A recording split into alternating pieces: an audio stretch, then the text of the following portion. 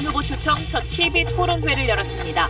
거친 설전과 비판이 오갔고 최대 이슈는 사드 배치를 비롯한 안보 문제였습니다. TV 토론에서 유승민 후보는 홍준표 후보의 자격 문제를 거론했습니다. 대한민국을 세탁기에 넣고 돌리겠다 그러시는데 많은 국민들이 우리 홍 후보님도 세탁기에 들어가셔야 한다고 생각한다고.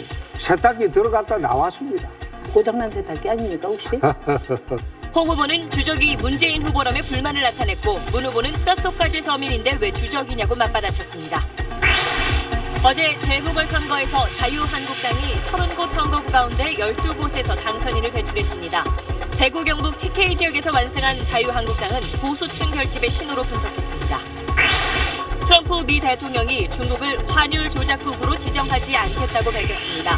일단 중국과의 충돌을 피하고 중국을 통해 북한을 압박하겠다는 뜻으로 보입니다.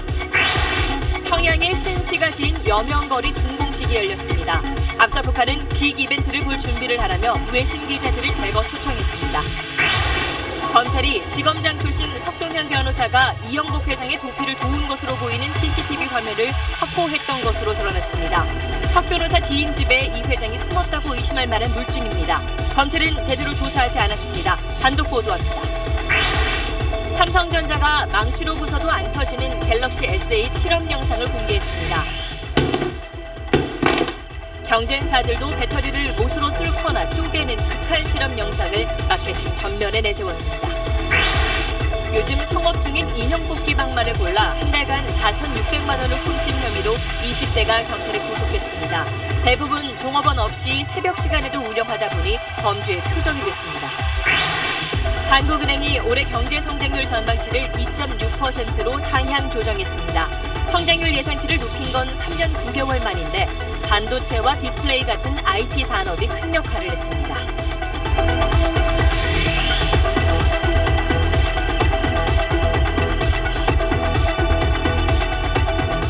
에너지를 쓰던 자동차가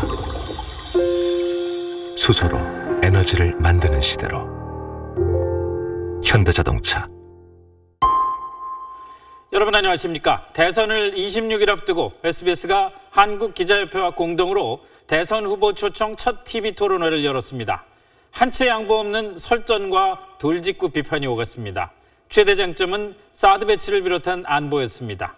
오늘 첫 소식 김용태 기자가 보도합니다. 한반도 위기설 속에 첨예한 격돌 지점은 안보였습니다. 집권하면 북한 먼저 가겠다 그 말은 취소하시는 겁니까?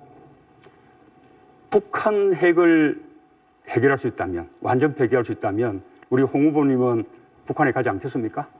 지금의 안보 위기 책임을 놓고도 팽팽히 맞섰습니다. 지금 안보 위기인 것은 맞습니까? 그렇죠. 그러면 이명박 박근혜 정권 이 안보 위기에 책임이 있는 거겠죠.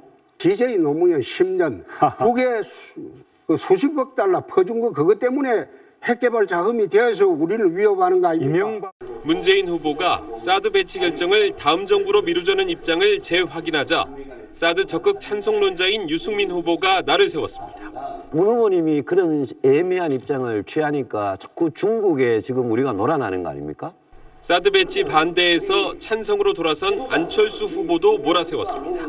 안보에 대한 가장 결정적인 문제에 대한 입장이 바뀌는 것은 보수표를 얻기 위한 그런 정략 아니겠습니까? 사드에 대해서도 지금 상황이 바뀌면 그러면 거기에 대해서 대응이 바뀌는 것이 당연하지 않습니까? 보수표를 빼앗긴 홍준표, 유승민 후보는 안 후보의 정체성을 물고 늘어졌습니다. 거꾸로 한번 물어보겠습니다. 안철수 후보님은 우파입니까 좌파입니까? 저는 상식파입니다. 그다음 또 여쭙겠습니다. 김대중 정부의 햇볕 정책을 계승하냐는 질문에 안 후보는 이렇게 답했습니다.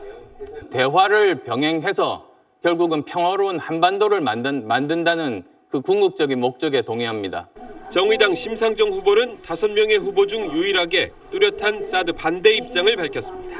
제가 입장을 바꾸면 진실을 말할 사람이 없어집니다. 사드 가지고 북한 핵 못 막는다는 거 다 알고 계시지 않습니까?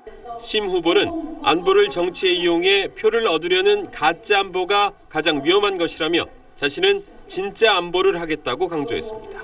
SBS 김용태입니다. 문재인, 안철수 두 후보는 사안마다 대립각을 세웠습니다. 특히 적폐 연대 프레임을 놓고 두 사람의 설전이 최고조에 달했습니다. 이어서 정영태 기자입니다.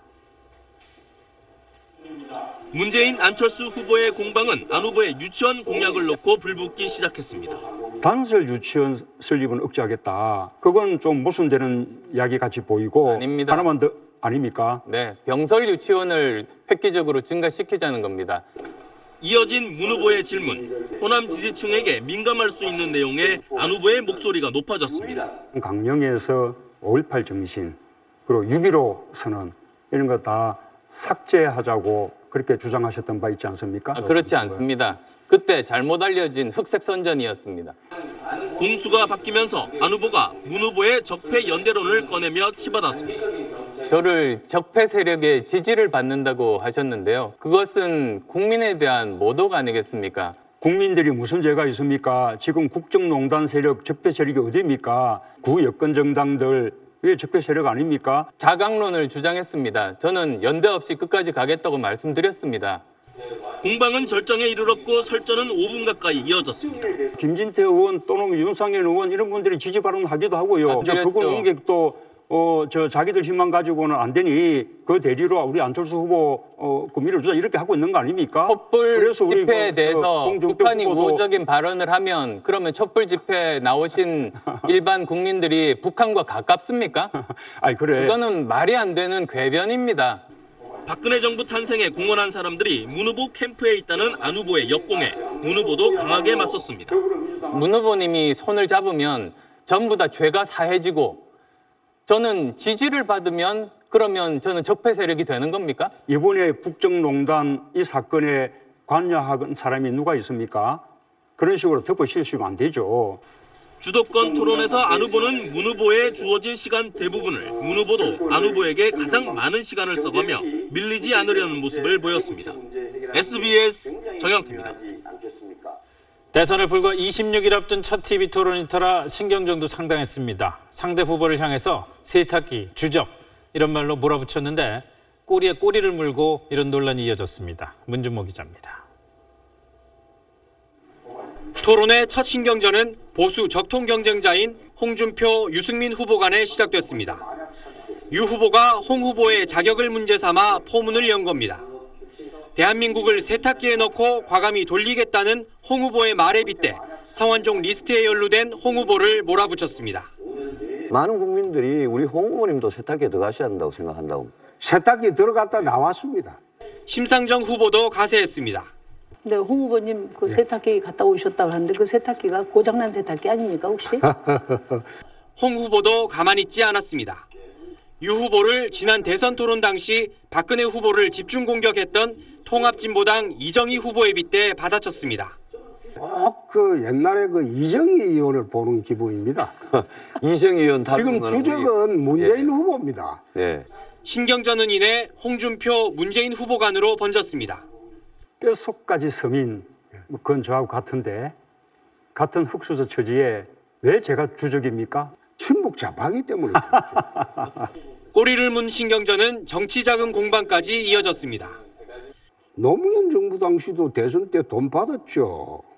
적게 받았지만은. 예. 우리 그 차태기 정당에 뭐 다 대표도 하시고 하셨지 않습니까? 노무현 전 대통령 수사까지 공방 소재가 되면서 분위기는 험악해졌습니다. 640만 불 그 노무현 대통령 뇌물수수할 때 같이 있으면서 그거 몰랐습니까? 지금 노무현 대통령이 뇌물 받았다고 말씀하신 겁니까? 그렇습니다. 예, 아닙니다. 그리고 그 말씀은 책임지셔야 합니다. 대선 꿈을 접으라는 발언까지 나오며 분위기는 냉랭해졌습니다. 저가 대통령이 되면은 그동안에 부정 축제한 재산들 다 환수하고 대통령 될 리가 없으니까 그런 꿈은 안 꾸셔도 됩니다. 치열한 정책 대결과 뜨거운 공방이 오간 대선 후보 첫 TV 토론회. SBS는 짧은 대선 기간 많은 시청자가 볼 수 있도록 주요 시간대인 오늘 밤 10시 편집 없는 녹화본을 2시간여 동안 방송합니다. SBS 문준모입니다. 다음 소식입니다. 어제 재보궐선거 결과를 놓고 대선을 앞둔 각 당의 분위기가 엇갈렸습니다. 특히 대구 경북 지역에서 완승한 자유한국당은 보수 결집의 신호탄이라면서 반겼습니다. 이경원 기자의 보도입니다. 경북 상주 군위 의성 청송에서 김재원 전 청와대 정무수석이 국회의원에 당선된 것을 비롯해 자치단체장, 광역기초의원을 합한 30곳 가운데 12곳의 당선자가 한국당 소속이었습니다. 한국당은 특히 대구, 경북 6곳에서 모두 당선된 것은 보수 결집의 신호탄이라고 자평했습니다. 대한민국을 수호할 주축 세력은 자유한국당뿐임을 유권자 여러분들께서 확인시켜 주신 것이라. 더불어민주당은 한국당 승리 지역이 보수 성향이 짙은 곳이었다며 크게 의미를 두지 않았습니다. 수도권 하남시장 당선과 부산 경남 광역기초의원 11곳 가운데 5곳을 민주당이 승리한 것에 의미를 부여했습니다. 국민의 신뢰와 지지를 확인했다는 점에서 정권교체 수권 능력 있는 정당으로 인정받은 선거 결과로 국민의당은 호남 5곳 중 3곳에서 승리해 호남의 우위를 재확인했다는 데 의미를 부여했습니다. 그러나 최근 안철수 후보에 대한 지지율이 올라간 TK 지역에서 한국당이 완승해 신경을 곤두세웠습니다. 탄핵 정국에도 불구하고 소위 샤이 자유한국당 표심이 존재한다는 것을 보여주었습니다. 바른정당은 한국당과 보수 표심 쟁탈전을 벌였지만 TK 지역에서 당선자를 한 명도 내지 못해 당내 위기론이 커졌습니다. SBS 이경원입니다. 이번 대선은 보수 진영의 약세 속에 지역 대결보다는 세대별 대결이 될 거란 전망이 많습니다. 세대별 투표율이 주요 변수로 떠올랐다는 얘기입니다. 김현우 기자와 함께 자세한 얘기 알아보겠습니다. 자, 김 기자. 네. 나이대별로 표심 좀 어떻게 나타나고 있는지 보입니까? 네, 지금 양강으로 꼽히고 있는 문재인, 안철수 이 두 후보의 연령대별 지지율을 한번 보여드리겠습니다. 네. 이게 지난주 실시한 두 곳의 여론조사 결과인데 좀 정리를 하면 40대 이하는 문재인 후보, 반대로 50대 이상은 안철수 후보를 더 많이 지지하는 경향을 보이고 있습니다. 대체로 역대 선거에서 주로 젊은 층은 진보, 중장년층은 보수 이런 경향이 있었는데 이번에는 보수 진영 후보들이 고전을 하면서 이런 양상이 지속적으로 나타나고 있습니다. 역대 대선 세대별 투표를 한번 비교를 해볼까요? 뭐 잘 아시겠지만 연령대가 높을수록 투표율이 높다는 말이 있습니다. 네. 지난 2012년 대선에서도 실제로 투표율이 75.6%였는데 50대가 투표율이 가장 높았습니다. 그랬죠. 그 다음에 이제 60대 이상이었고요. 40대, 30대, 20대 순이었습니다. 만약에 이 공식이 이번에도 적용이 된다면 안철수 후보가 유리하겠지만 이번 선거에는 워낙 좀 변수가 많습니다. 지난번 대선 인상적이었던 게 50대 투표율이 90%를 넘었었나 뭐 그랬지 않습니까? 네네. 정말 병원에 입원한 사람 아니면 다 나왔다라는 이런 얘기까지 했는데 이번엔 과연 어떤 변수가 있을까요? 일단 역대 대선 가운데 처음으로 사전투표가 이틀 동안 실시가 되고요. 네. 또 투표 마감 시간이 8시까지, 그래서 2시간이 더 늘어납니다. 그렇죠. 보궐선거기 때문에. 네. 그리고 또 황금 연휴 때문에 젊은 층이 많이 놀러 가면 아무래도 투표소에 나오지 않을까 이런 예상도 있지만 반대로 이번에 탄핵과 촛불 전국을 거치면서 워낙 정치 관심이 커졌기 때문에 네. 젊은 층의 투표율기가 높다 이런 분석도 있습니다. 또 반대로 이제 보수 성향이 강한 이제 60대 이상 같은 경우에는 기존에 이제 보수 후보가 워낙 약세인데다가 그렇다고 다른 후보를 고르자니 좀 망설여지는 것도 있고 그래서 네. 좀 투표율이 낮진 않을까 이런 예측도 있지만 반대로 이번 전체 유권자 가운데 60대 비중이 가장 많아졌기 때문에 역시 전체 판세를 가를 가장 중요한 연령대인 건 분명해 보입니다. 결국 자신을 지지하는 연령층을 후보들이 얼마나 더 많이 투표소로 끌어내느냐가 남은 26일 동안 과제가 될 것 같습니다. 또 긍정적으로 보면은 고질적인 지역 갈등 구도가 어느 정도 해소되는 뭐 방안일 수도 있는 것 같다는 생각도 들어요. 그렇죠. 그 기존의 뭐 영호남 구도보다는 그러니까요. 어떤 세대별의 표심이 좀 더 중요한 그런 선거가 될 것 같습니다. 네, 잘 들었습니다.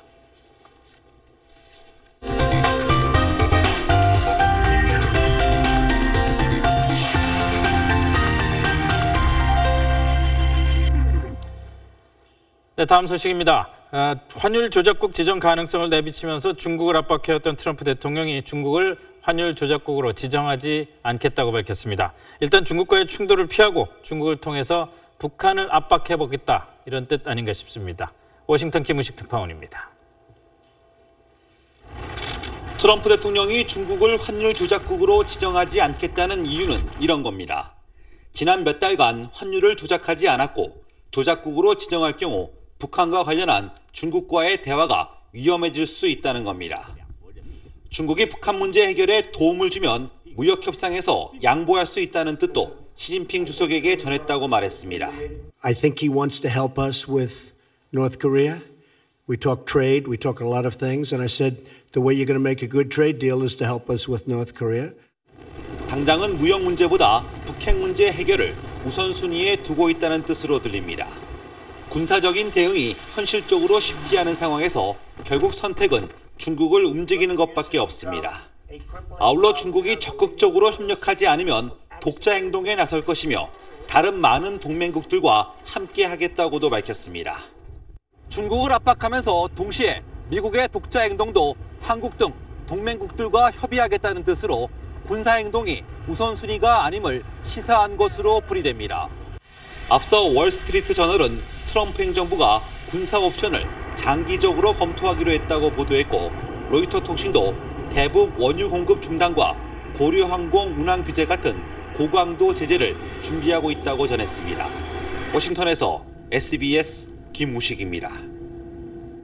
미국 트럼프 행정부의 집요한 압박에 중국은 어떤 식으로든 성의를 보이지 않을 수 없는 입장이 됐습니다. 중국은 관영 언론을 통해서 당근과 채찍을 동시에 제시하면서 북한 설득에 나섰습니다. 이번에는 베이징 편상욱 특파원입니다. 중국 당국의 입장을 대변해온 관영 언론들이 먼저 제시한 건 북한에 대한 당근입니다.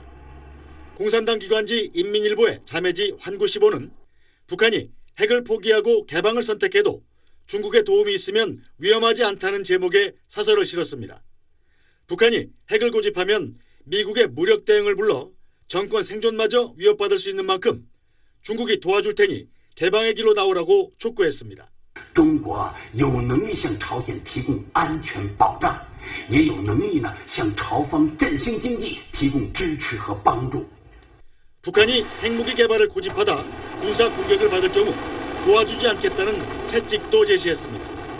사우스차이나 모닝포스트는 북중 조약을 통해 북한이 공격을 받으면 중국이 의무적으로 돕게 돼 있지만 핵 개발로 인한 군사 공격은 예외라는 전문가의 논평을 실었습니다. 북한의 핵 개발이 평화와 안전을 지켜야 한다는 양국 간 조약을 위반하고 있는 만큼 중국은 북한을 도와줄 의무가 없다는 겁니다. 이런 가운데 중국 왕이 외교부장은 북한 문제를 무력으로 해결할 수 없으며 도발을 유발할 경우 누구든 역사적 책임을 져야 한다고 경고했습니다. 미국과 북한 양측을 함께 겨냥한 강력한 메시지로 해석됩니다. 베이징에서 SBS 편상욱입니다.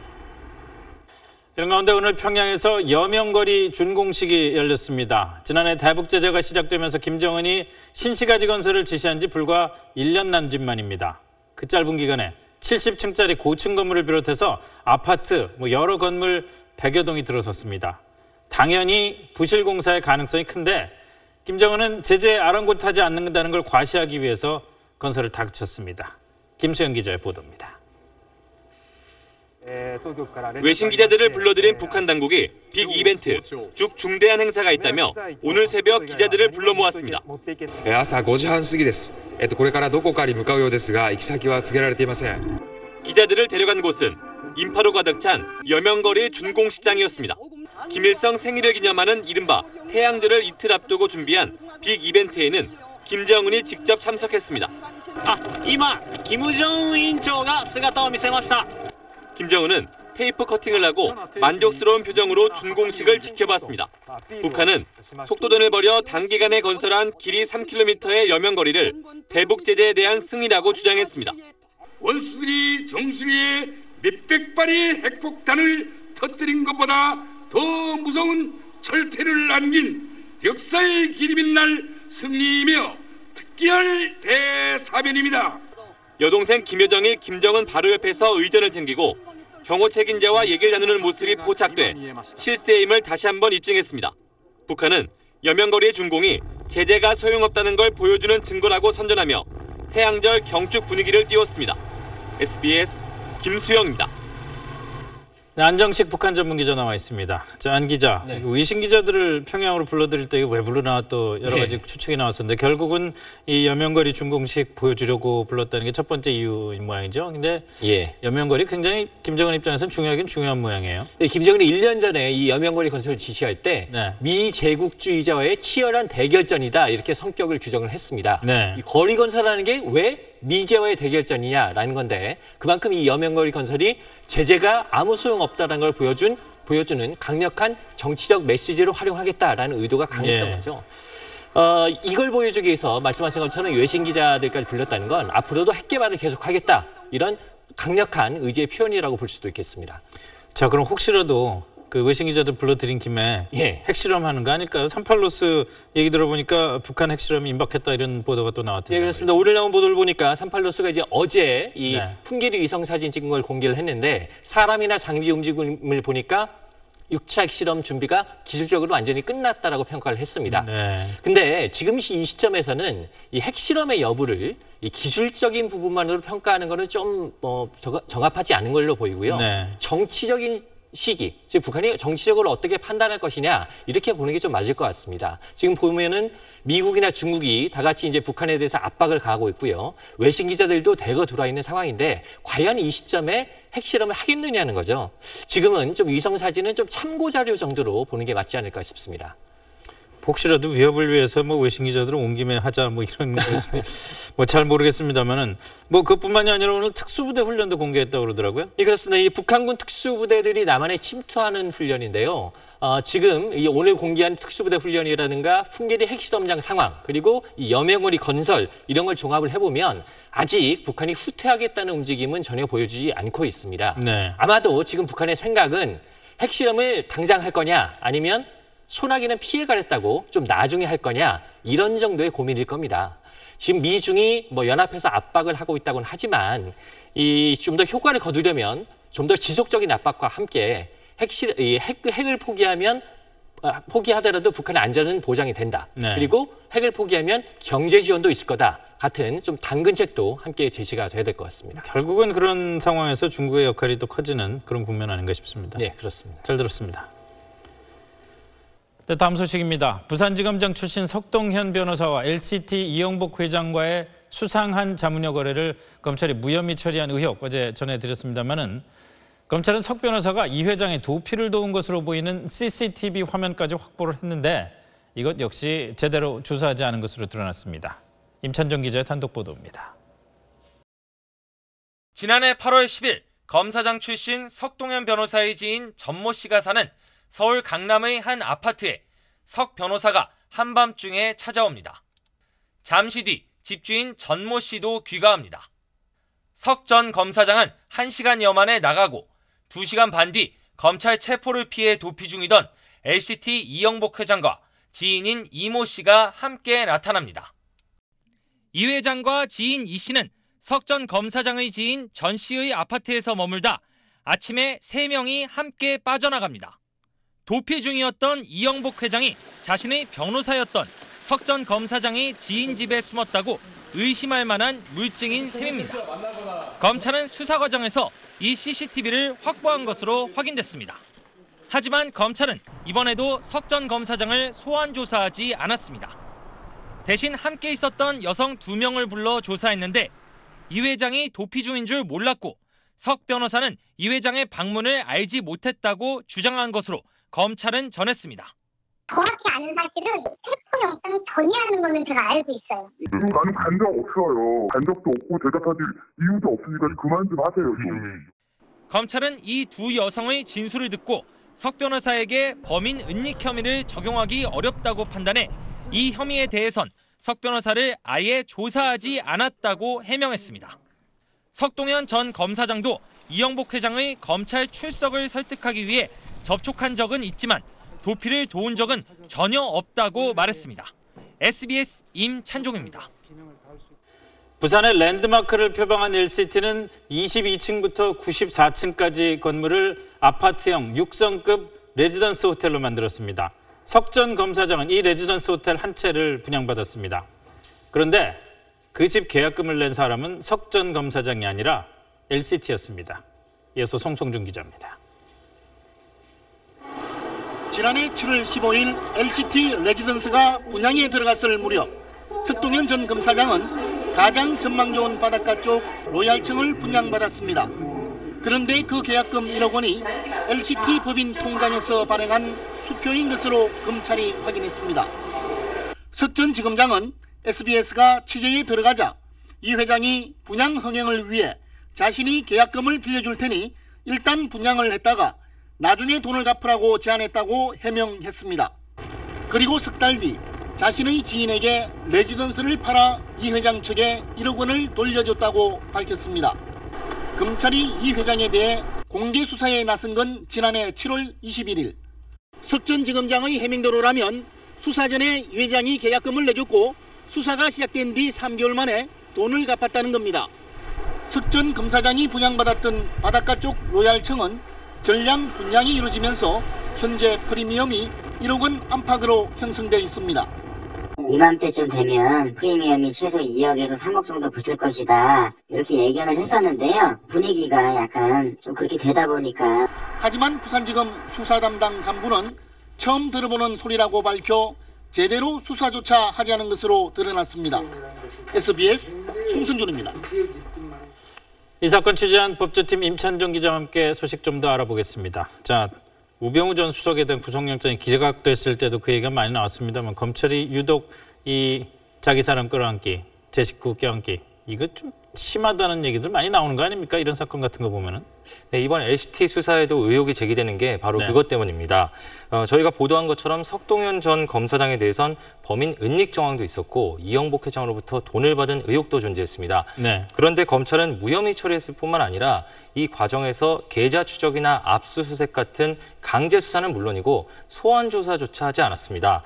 결론도 결론이지만 이 과정을 두고 도대체 검찰이 왜 검찰 출신 전관 변호사에게 이렇게 관대한 수사를 했는지, 혹시 누군가의 개입이 있었던 건 아닌지 이런 의혹이 제기되는 겁니다. 비슷한 사건을 놓고 비교해보면 지금 임찬정 기자 얘기한 대로 이런 정도 의혹에 대해서 소환 조사를 안 했다는 건 좀 이례적인 거 아닙니까? 네, 박근혜 전 대통령 사건과 비교하면 이해가 쉽겠습니다. 탄핵되기 전까지 대통령 신분이었던 박근혜 전 대통령이 소환 조사에 응하지 않았죠. 그래서 검찰과 특검은 하지만 서면 조사는 할 수 없다 이렇게 주장했습니다. 왜냐하면 서면 조사라는 게 검찰이 질문지를 보내면 조사받는 사람이 답을 적어서 다시 보내오는 방식입니다. 그렇죠. 이렇게 해서는 검찰이 상대 논리를 무너뜨리거나 공격하는 것이 불가능하지 않겠습니까? 그래서 특검도 청와대를 방문해서라도 대면 조사를 꼭 해야겠다 이렇게 주장을 했던 겁니다. 결국 박 전 대통령도 탄핵 이후에는 검찰 소환 조사를 받았고요. 그렇죠. 그렇습니다. 그런데 여러 의혹이 불거진 석동현 전 검사장에 대해서 서면 조사로 해명을 듣고 소환 조사가 필요 없다고 판단한 건 평소 검찰의 방식으로 볼 때 좀 생각하기가 어려운 일입니다. 기자들로 따지면 추가 질문이 없었던 거네요. 네, 그렇습니다. 잘 들었습니다. 10집 가운데 3집이 1인 가구일 정도로 나홀로 사는 사람들이 늘고 있습니다. 혼자 사는 사람 특유의 소비와 문화도 급속도로 번지고 있습니다. 잠시 뒤에 전해드립니다. 삼성전자의 새 스마트폰이 출시되자 여러 가지 향상된 성능 말고도 정말 안전한가에 대한 관심이 높습니다. 망치로 내려치고 못으로 뚫어보며 최신 스마트폰마다 극한 실험 영상을 공개했습니다. 정혜진 기자입니다. 쇠망치로 갤럭시 S8 신형 스마트폰을 힘껏 내려칩니다. That is incredible. 액정 화면에 동전만한 구멍이 생겼지만 스마트폰은 정상적으로 작동합니다. 이번엔 더 힘껏 여러 번 내려칩니다. 스마트폰은 물론 바닥까지 부서질 정도지만 폭발은 없었습니다. The battery, I don't even smell it. I don't see any smoke. 삼성전자는 못으로 배터리를 뚫거나 수조에 빠뜨리는 등 각종 극한 실험을 통해 갤럭시 S8의 안전성을 검증했다고 강조했습니다. 여러분들께 약속드린 다중 안전 설계와 8가지 포인트 배터리 안전성 검사를 모두 적용. 역대 갤럭시 스마트폰 제품 중 최고의 안전성과 최고의 품질을 갖췄다고 자신합니다. 노트7 단종 사태 이후 프리미엄 스마트폰 시장에서는 안전성을 앞세운 극한 실험이 최고의 마케팅 수단으로 등장했습니다. LG전자도 신형 스마트폰 G6의 극한 실험 영상을 공개했습니다. G6가 깊은 수조에 빠지거나 먼지를 뒤집어 쓰고 수직 낙하한 후 영하 20도씨의 저온은 물론 활활 타는 불과 전자레인지 속을 통과하는 등 혹독한 환경에 쉴 새 없이 노출됩니다. 이런 충격에도 문제없을 정도로 튼튼하고 안전하다는 점을 강조하는 겁니다. 노트7의 폭발 사고 이후 스마트폰 업계는 소비자의 마음을 사로잡기 위해 태우고, 부수고, 얼리는 등 안전성을 강조한 극한 대결을 펼치고 있습니다. SBS 정혜진입니다. 요즘 인형뽑기방이 인기를 끌자 인형뽑기방에 가서 지폐 교환기를 털어온 20대가 붙잡혔습니다. 종업원 없이 24시간 열려있는 곳이 표적이었습니다. 김관진 기자입니다. 지난달 11일 새벽 4시 40분 서울 광진구의 한 인형뽑기방. 검은색 모자와 마스크를 쓴 남성이 매장 안쪽으로 들어옵니다. 기계에 돈을 집어넣고 인형뽑기 게임을 하길 2차례. 매장 입구 쪽을 잠시 응시하더니 이내 가방에서 뭔가를 꺼냅니다. 일명 빠루라고 불리는 노루발 못보비입니다. 남성은 이 도구를 이용해 지폐 교환기 문짝을 뜯고 정확히 3분 만에 현금 약 230만 원을 모두 털어 달아났습니다. 경찰에 붙잡힌 26살 김모 씨는 이런 방법으로 한 달 동안 전국의 인형뽑기방을 돌며 18차례에 걸쳐 총 4,600여만 원을 훔쳤습니다. 김 씨가 금품을 턴 인형뽑기방입니다. 종업원이 없는 데다 새벽 시간에도 운영을 하다 보니 범죄의 표적이 됐습니다. 김 씨는 경찰 조사에서 훔친 돈은 유흥비와 생활비로 썼다고 진술했습니다. 손님이 많지 않는 시간대에 지폐 교환기 사용을 금지하거나 자체 경보장치를 설치해야 피해를 예방할 수 있습니다. 경찰은 김 씨를 구속하고 또 다른 범행이 있는지 조사하고 있습니다. SBS 김관진입니다. 그젯밤 체포된 고영태 씨에 대한 체포 적부심이 열렸습니다. 심사 결과는 몇 시간 안에 나올 것으로 보이는데 검찰은 결과와 상관없이 고 씨에 대해 구속영장을 청구할 방침입니다. 박현석 기자입니다. 고영태 씨에 대한 체포 적부 심사는 오늘 낮 2시에 시작해 5시가 다 돼서야 끝났습니다. 아직 법원의 결정이 내려지지 않아 고 씨의 신병은 검찰이 확보하고 있습니다. 심사에서 고 씨 측은 그동안 검찰 조사에 성실히 응했고 이번에도 일정을 조율 중이었는데 그젯밤 갑자기 체포됐다고 주장했습니다. 이에 대해 검찰 측은 고 씨가 지난주 후반부터 연락을 끊고 잠적해 법원에서 체포영장을 발부받았다며 문제가 없다고 맞받았습니다. 검찰은 고 씨를 체포해 불법 도박 사이트를 공동 운영하고 지난 2015년 인천 본부세관 승진 청탁과 함께 2천만 원을 받아 챙긴 혐의 등을 조사했습니다. 검찰은 체포 적부심 결과와 상관없이 고 씨에 대해 구속영장을 청구할 것으로 전해졌습니다. 한때 최순실의 최측근이었던 고 씨는 최 씨와 멀어진 뒤 국정농단 사건을 폭로하고 검찰 수사에도 협조했습니다. 고 씨는 최근에도 서울 신사동에 최순실의 사무실 한 곳을 더 검찰에 제보했다고 한 일간지가 보도했습니다. 해당 사무실은 박근혜 전 대통령이 취임 전까지 대표를 맡았던 유경수 기념사업회와 주소가 일치하는 곳입니다. 하지만 검찰 관계자는 고 씨로부터 그런 제보를 받은 바 없다고 밝혔습니다. SBS 박현석입니다.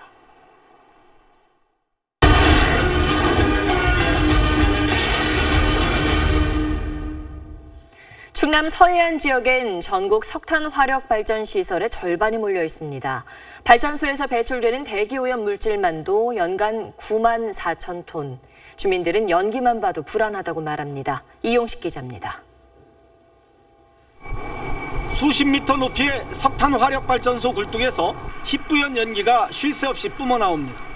하늘을 뒤덮은 연기는 바람을 타고 태안 전역으로 퍼져나갑니다.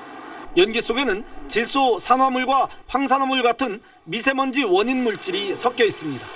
주민들은 밤낮으로 배출되는 연기만 봐도 불안합니다. 아예 쳐다보질 않아요.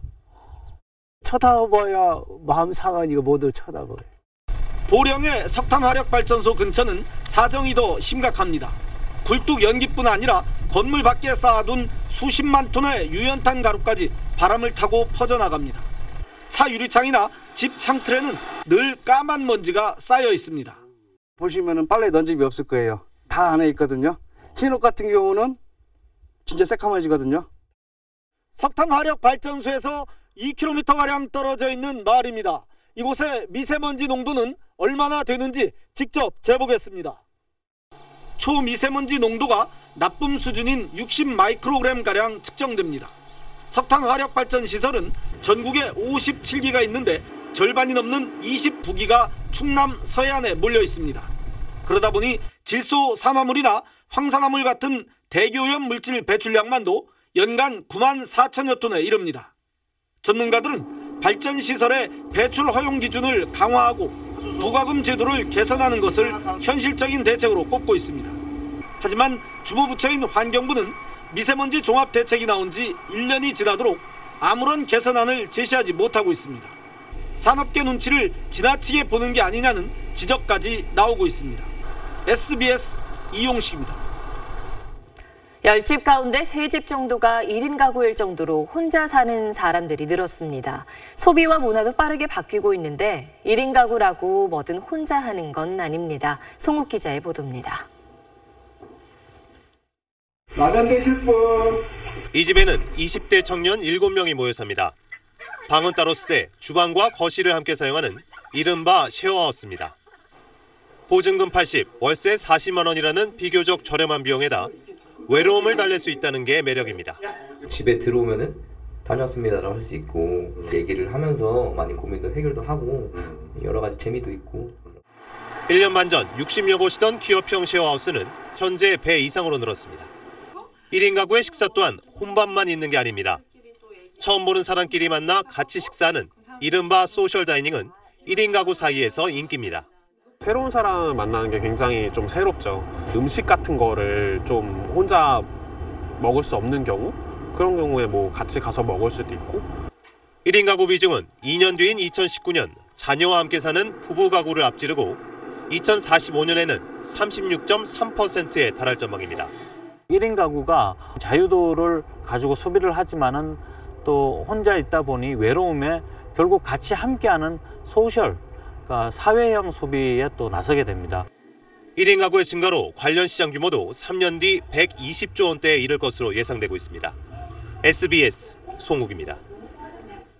한국은행이 올해 경제 성장률 전망치를 2.6%로 0.1%포인트 올렸습니다. 성장률 전망치를 높인 게 무슨 의미인지 손승욱 금융팀장과 분석해봅니다.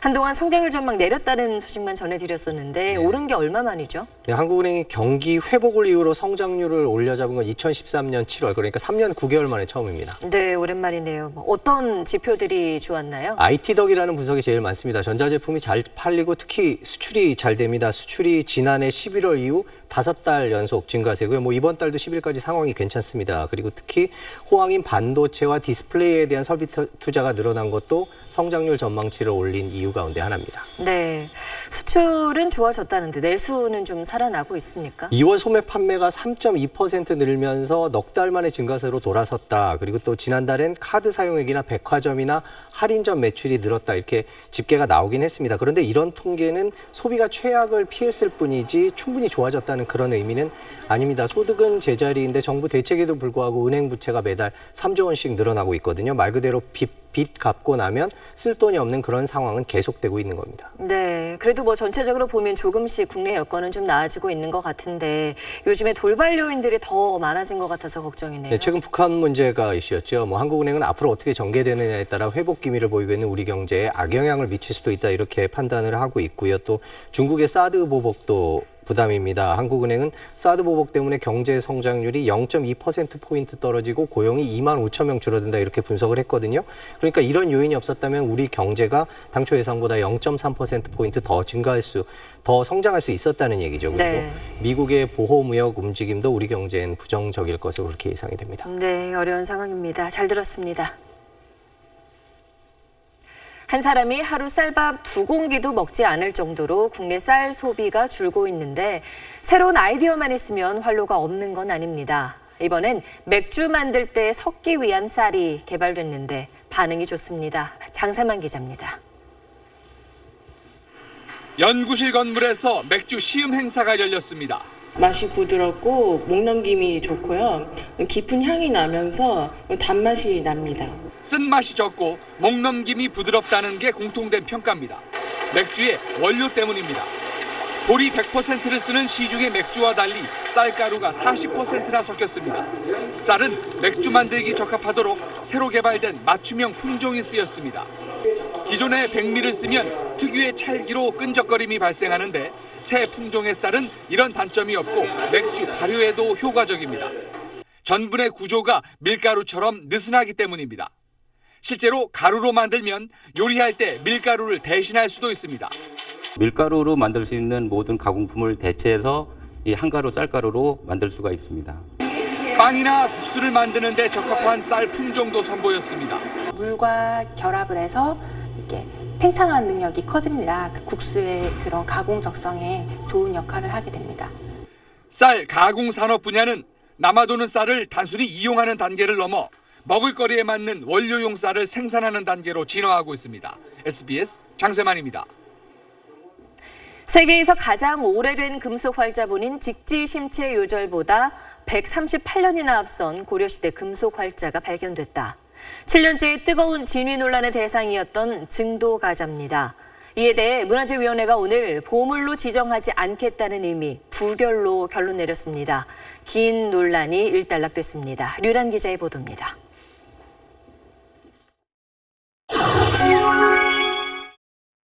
한마디로 1239년 당시 증도가를 인쇄할 때 사용한 활자가 아니기 때문에 보물로 지정할 수 없다는 겁니다. 서체 비교, 주조 및 조판 등 과학적 조사 결과 증도가를 인쇄한 활자로 보기 어려움. 특히 조판, 판에 활자를 넣는 작업을 실험한 결과 서책과 달리 한 행에 15자가 들어가지 않는 경우가 나온 점이 가장 큰 걸림돌이 됐습니다.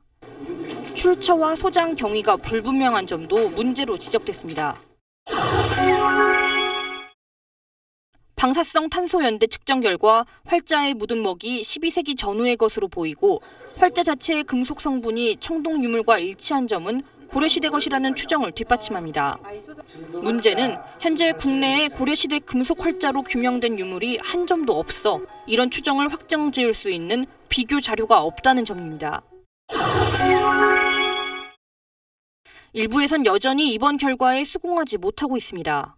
평균치를 내가지고 그 전부 다 끼워 맞춰봤다. 밑으로 길고 획이 많은 자 있잖아요. 딱 이 모논 그래프 안에 들어가는 게 아니거든요.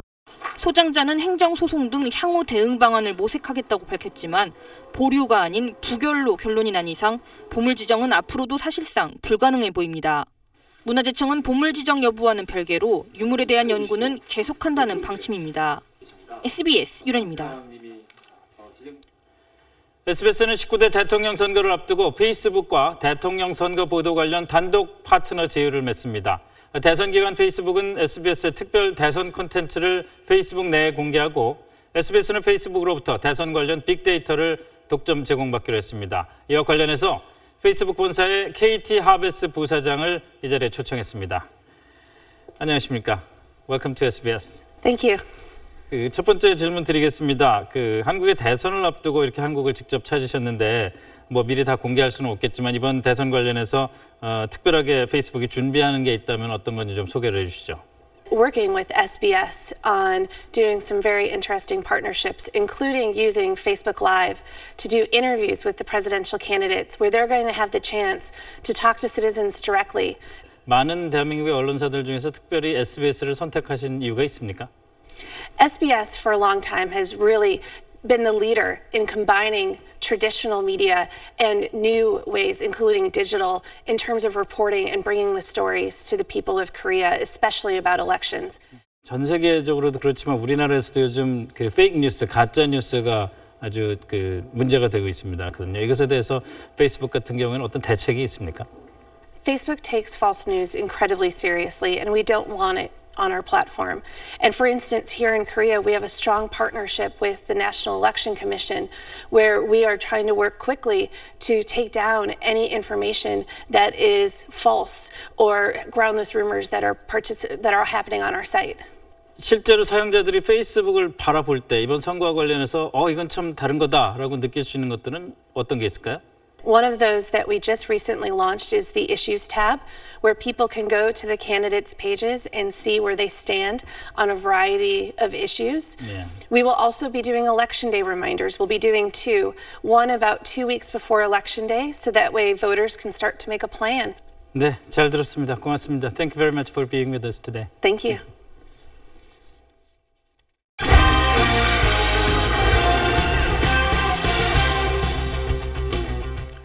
안녕하십니까. 스포츠 뉴스입니다. 한국 여자 축구 대표팀이 평양 원정을 마치고 조금 전에 귀국했습니다. 한 수 위인 북한을 밀어내고 아시안컵 본선 티켓을 따낸 우리 선수들의 감격에 찬 이야기 들어보시죠. 이정찬 기자입니다. 평양에서 서울까지 고작 200km 거리를 중국 베이징을 거쳐 꼬박 하루 만에 도착했지만 입국장에 들어선 우리 선수들의 얼굴은 모두 밝게 빛났습니다. 힘든 여정 속에 돌아오기는 했지만은 그래도 성적이 좋게 나왔기 때문에 선수들도 돌아가는 게 기쁘다는 생각으로 티켓도 땄고 하니까는 참 기쁜 것 같습니다. 우리 대표팀은 그제 평양에서 끝난 아시안컵 예선에서 북한을 골득실 차로 밀어내고 한 장뿐인 본선 티켓을 따냈습니다. 5만 관중이 몰린 김일성 경기장에서 한 수 위에 북한과 후반 동점골을 넣고 비긴 건 그야말로 기적이라 할 만했습니다. 희비는 엇갈렸지만 선수들은 한민족의 애틋한 정을 느낄 수 있었다고 말합니다. 같은 말을 쓰고 같이 얘기를 하다 보니까 마음이 좀 뭉클해지는 것 같아요. 그래서 좀 이번 계기가 정말 특별한 경험이었던 것 같아요. A매치 100경기 출전으로 센츄리 클럽에 가입한 조소연은 기념 트로피를 받은 뒤 즉석 댄스로 기쁨을 표시했습니다. 평양에서 역사를 쓰고 들어온 대표팀은 2019년 프랑스 월드컵 예선을 겸하는 아시안컵에 데뷔합니다. SBS 이정찬입니다.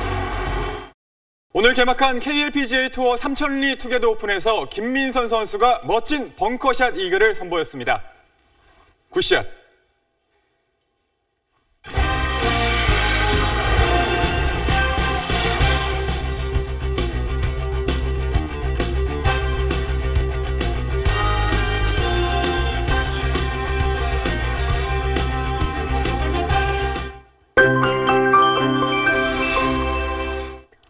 내일은 중부지방을 중심으로 봄비가 내리겠습니다. 오전에 서울을 포함한 수도권과 충남 서해안에서 비가 내리기 시작해 중부지방과 전북, 경북 북부까지 확대되겠는데요. 곳에 따라서 천둥과 번개를 동반하겠고 내일 밤이면 대부분 그치겠습니다. 하지만 비의 양이 충분하지가 않아서 그간의 건조함을 달래주기에는 부족하겠습니다. 내일도 전국 곳곳으로 건조한 날씨가 이어지겠고요. 게다가 봄바람의 세기가 만만치가 않아서 화재 위험성이 커지고 있습니다. 주의하셔야겠습니다. 내일 수도권과 강원도는 오전 한때 일시적으로 먼지 농도가 높아질 수가 있겠습니다. 중부지방은 서울의 낮 기온 15도를 비롯해 오늘보다 낮겠지만 남부지방은 오늘과 비슷해 20도를 웃도는 곳이 많겠습니다. 주말인 모레는 전국 곳곳에 또 한 차례 비가 내리겠지만 기온은 크게 올라서 따스하겠습니다. 날씨였습니다. 선거 때마다 강조되는 거지만 유권자들이 분위기에 휩쓸리지 않고 각 후보의 자질과 정책 공약을 꼼꼼히 점검하는 게 중요합니다. 이번 선거는 기간이 유례없이 짧기 때문에 더욱 압축된 검증이 필요합니다. 잠시 뒤에 10시부터 방송되는 2017 국민의 선택 대선 후보 초청 토론회가 이번 대선 기간 처음으로 유권자 여러분께 그런 기회를 드리려고 합니다. 많은 관심 부탁드립니다. 뉴스 마치겠습니다. 고맙습니다.